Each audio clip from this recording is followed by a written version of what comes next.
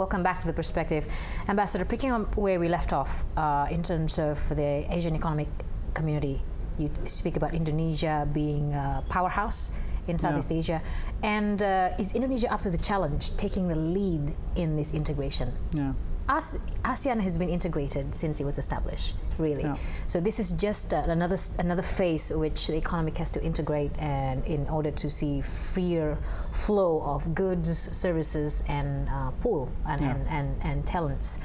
Where do you think the progress is at the moment? At the WEF ASEAN Forum recently in KL, there seems to be a positive tune, but also some skeptics are saying, or it hasn't moved to the desired pace. Right. What are your views on that?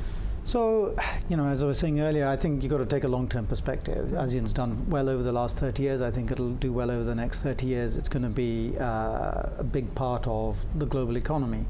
I think Indonesia maybe shouldn't fear the competition, right? The president was very clear in London, openness and competitiveness is good for Indonesia. Good because it'll mean that Indonesian business has to get fighting fit. Right.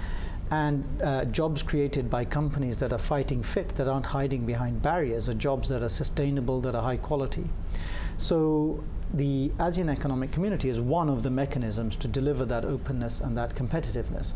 What's very clear to me is that the pace at which reform will happen in the ASEAN actually depends largely on whether Indonesia is ready to go for it, or whether Indonesia is actually playing hard to get. Or is it taking a back seat? Or taking a back seat, right? Or taking a back seat. So I think there's again room for progress on this. The president's clear, open and competitiveness is good for Indonesia. Actually, the size of Indonesia's market and its abundant human resources and natural resources means that Indonesia is actually competitive. So alongside building the competitiveness, we talked earlier about investing in infrastructure and human resources, building deregulation. Alongside that, actually, deregulation across the ASEAN region will push Indonesian enterprises to become fit for their region and therefore fit for the global economy. But it'll also create opportunities, right? Because people want to 40% of the ASEAN is Indonesia. Yeah. So if the ASEAN works, Indonesia flies. Yeah, and if Indonesia works, ASEAN flies, absolutely. But if Indonesia hits the buffers, then ASEAN hits the buffers. Now, the leaders, business community, they seem to be looking at one immediate challenge Indonesia has is its talent pool, human resources. Education minister was also very vocal and forthcoming in his program of trying to reform Indonesian education. And this is something that I'd like to focus as well, because I believe UK is very aggressive in trying to promote Indonesians to education in UK. What is happening at the moment? The great campaign. So education is a big part of our collaboration with Indonesia. The UK is blessed. We've got a fantastic higher education sector. 4 of the world's best 10 universities are in the UK. 6 of the world's top 20, 20 of the world's top 100. So we've got world-class universities, and they're open. Right? We've got 400,000 students from 150 countries studying in the UK higher education sector. So our universities are used to having international students, and we've got lecturers and researchers from all over the world who come and join these cutting-edge institutions. So we've got a higher education sector that's way, way, way stronger than you would expect for a country like the UK. And Indonesia needs those skills, right? At the moment, Indonesia doesn't have a university in the top 200 or 300. That's true. Right? You've got some great universities, some great faculties, but actually they are still short of world-class standards. And you're in a race here, right? The ASEAN economy is marching forward, the global economy is marching forward.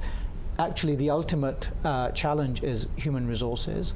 So Indonesia needs people who have studied in the world's best universities, who have come out from that successfully, who formed the friendships and the relationships, and who've actually enjoyed the experience of working with and seeing other cultures, and then come home. Bring that back home. But that experience will actually mean that they become leaders. And again, we've got great evidence on this. So, I saw some stuff recently which showed that 1 in 7 world leaders have studied in the UK at some point. Right. And yet, you have, what's the number of Indonesians studying in the UK? 3,000. 3,000. It's very small. Yeah, yeah. Well, how it's been growing. It? It's been growing at 20% a year, but it's very small. So my ambition is to see this accelerate at at 40 or 50% a year. Yeah. Now, well, in your view, how is it, knowing that the quality of education in the UK, how it's high up there, and it's not the first choice for Indonesian to go to UK? Yeah. Why do you think that is? Is it the cost? Is it? So I think there's a number of reasons. Part of this is actually about people not knowing about the opportunity, and we're trying to change that. But actually, I would argue that, in fact, we're making real strides on this. So our numbers have been growing at 15 to 20% a year. The government's own scholarship scheme, the LPDP scheme, which is a fantastic scheme for at the master's level, at the postgraduate level, the destination of choice, the biggest contingent that are financed by that scheme are going to the UK. And actually, if you look at the research, we produce leaders, they earn better salaries, and if you look at the costs, in fact, there was a recent study by HSBC which showed that if you take the whole package, fees, living costs and everything, the UK is cheaper than Australia, cheaper than Singapore, cheaper than the US. So actually we offer great quality at value for money terms, and I think that as we push that, we will see more and more Indonesians going to the UK to take advantage of that. But I think we've got to go beyond that, right? This isn't just about that cohort of young Indonesians who are lucky enough to get scholarships from the British government or the Indonesian government. We've got a great achieving program and so on. But actually, the majority of Indonesian students are always going to study right here at home. So, in fact, we are keen, and I'm pushing our British universities to build partnerships with Indonesia. Bringing it closer. Bringing it closer to the majority of Indonesian students who are going to study at home. So I'm looking at how we can build partnerships between universities so that they can offer joint degrees, create joint faculties, have academic exchange, student exchange. Eventually, I'd like to see some joint campuses. Right? We've got a great example of Venus University, who've created a joint design campus with Northumbria University in the UK. They've exchanged academics, they're exchanging students. The students who are studying here in Indonesia are being exposed to world-class skills. Actually, Venus's journey has been accelerated through that partnership. But there are challenges here too, right? I don't think the regulatory framework on this is completely clear. Yeah, it's something that... it's one of the things that I've been talking to the higher education minister about. We signed an MOU for collaboration in higher education in London in April, and last July we signed an MOU for collaboration on research and innovation. But there are a number of issues that we need to deal with. So, for example, on the regulatory side, actually, I think it's fundamentally good for Indonesia. And I know the minister agrees to have more international academics coming to Indonesia and teaching. But to do that, we need to create these joint degrees, joint qualifications, joint campuses, joint doctoral programs, and so on, so that we've got academics exchanging, we've got students exchanging.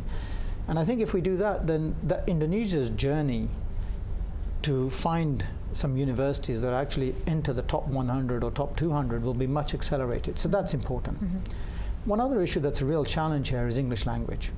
Okay, I think this is a huge issue for Indonesia. People don't talk about it much, okay? But in the ASEAN region, we've just talked about that, right? The official language is English, okay? And if you look globally and internationally, the language of higher education, the language of research, the language of international politics, the language of international business, the language of social media, it's English. But when I look at Indonesia, actually fewer people speak English and fewer people are comfortable in English than I would have thought. And fewer then is good for Indonesia's future, right?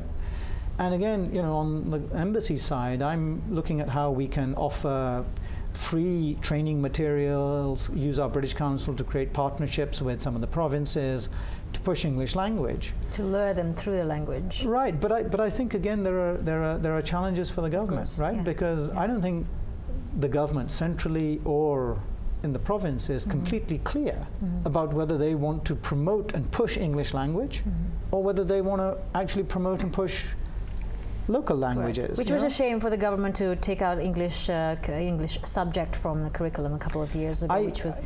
I think actually there's a need for a policy debate on this, because you know, President's mantra, his ambition, openness and competitiveness. Without English language, there's a limit to how far Indonesia is going to get. Can go. All right, we'll take another short break when we come back.